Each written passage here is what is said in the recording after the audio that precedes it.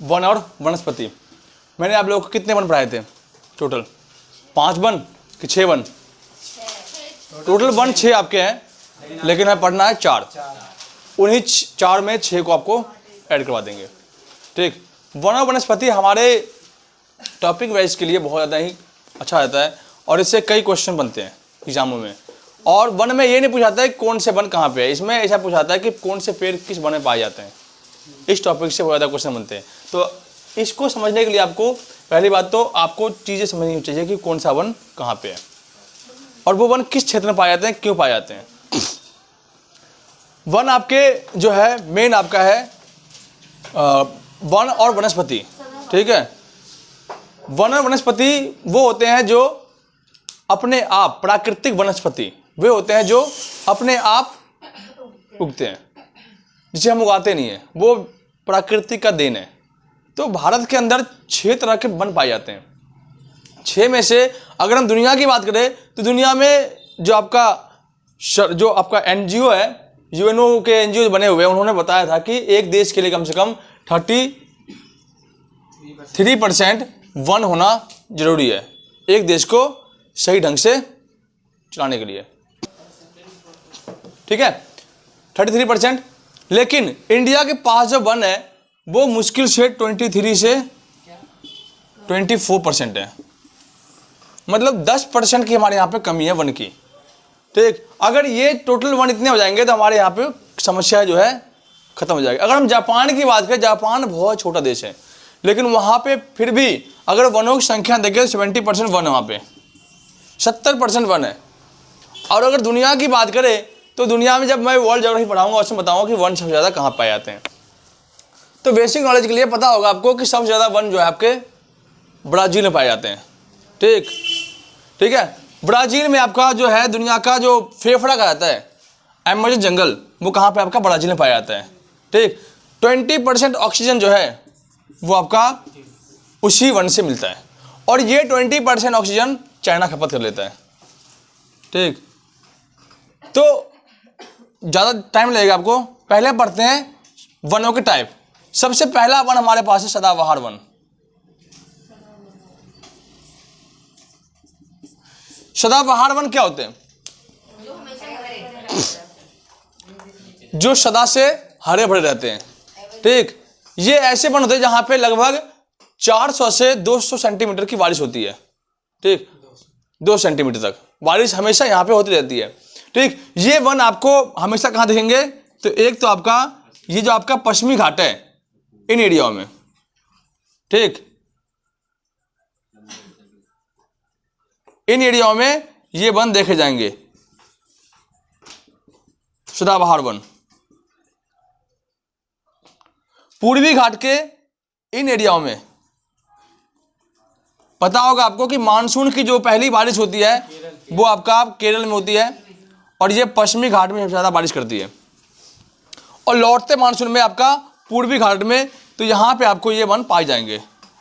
इसके बाद खास यही वन, ये वन आपको पाए जाएंगे कहाँ पे? मेघालय में। सदाबहार वन आपके इन जगहों में पाए जाते हैं क्योंकि जहाँ अधिक वर्षा होगी वहाँ आपको सदाबहार वन पाए जाएंगे। इस वन की खास विशेषता ये है कि ये हमेशा से घने रहते हैं। ठीक, और यहाँ पतझड़ आते भी है ना, तो पता नहीं चलता कि पतझड़ कब आया कब गया। यहाँ पे अलग अलग किस्म के पौधे पाए जाते हैं। यहाँ के पौधे काफ़ी ज़्यादा लंबे होते हैं और पतले होते हैं। ठीक, जिनमें आप मुख्य रूप से बांस के पौधे के नाम ले सकते हो। ठीक, रबर के पौधे के नाम ले सकते हो। ठीक, नींबू के पौधे भी इन्हीं पाए जाएंगे आपके। क्या ये वन, इन वनों में जानवर जो होंगे क्या वो बड़े जानवर होंगे? नहीं, इनमें जो है हमेशा छोटे जानवर हमें देखने को मिलते हैं। ठीक, तो ये आपके हो गए सदाबहार वन जो आपके यहाँ पाए जाते हैं। इनके वन पतले होते हैं, लंबे होते हैं, और लंबे इसलिए होते हैं क्योंकि ये सूर्य की रोशनी पाने के लिए एक दूसरे से क्या करते हैं? संघर्ष करते हैं। ठीक है, डाउट है कोई? ये आपका हो गया सदाबहार वन।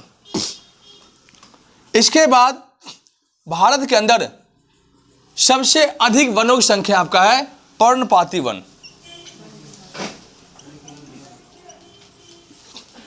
भारत में सबसे अधिक वनों की संख्या आपका है पर्णपाती वन। पर्णपाती वन की संख्या भारत में बहुत ज़्यादा है। ठीक, पर्णपाती वन की बात करें तो ये देखो कौन किस किस एरिया में फैला हुआ है।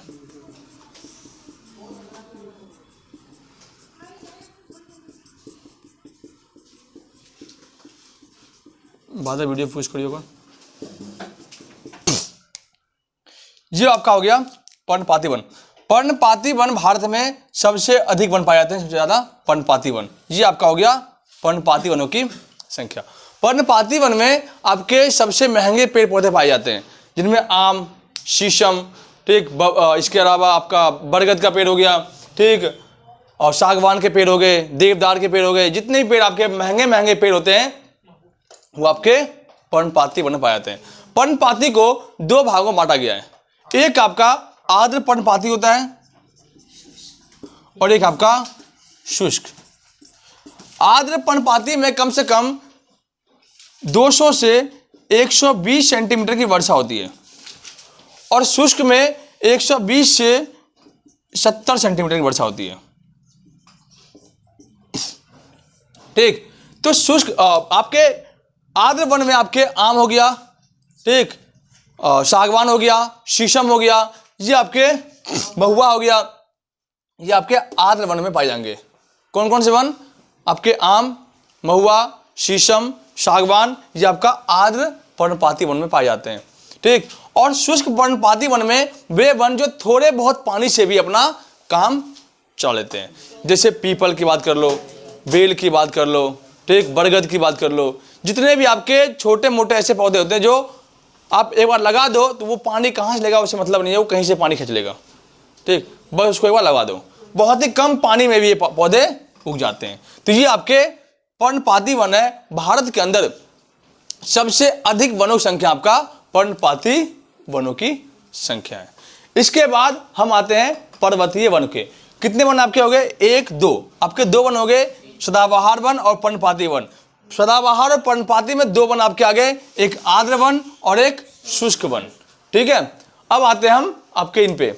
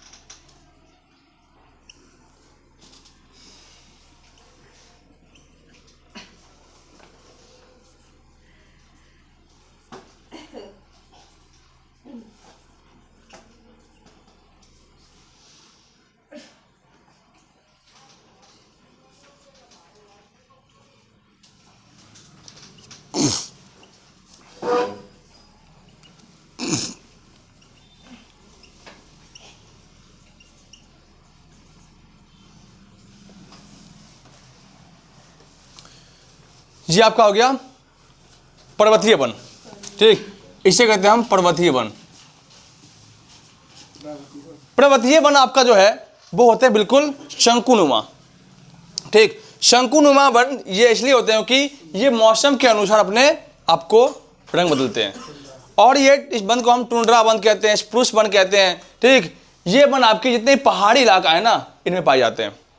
ठीक, इनमें ज़्यादातर आपको घने जंगल नहीं मिलेंगे, लेकिन ये पौधे लंबे होते हैं, इनकी मजबूती इतनी अच्छी नहीं होती। लेकिन ये वन आपके जितने भी आपका हिमाचल प्रदेश, उत्तराखंड, जम्मू कश्मीर, अरुणाचल प्रदेश, सिक्किम, इन एरियाओं में आपको ये वन आपको देखने को मिलेंगे।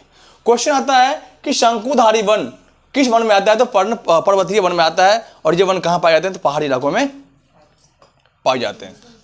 इसके अलावा आपका जितने भी मरुस्थल एरिया है ये आपका राजस्थान है। राजस्थान के एरिया में आपको 2 तरह के वन पाए जाएंगे। एक तरह के कांटेदार वन आपको मिलेंगे।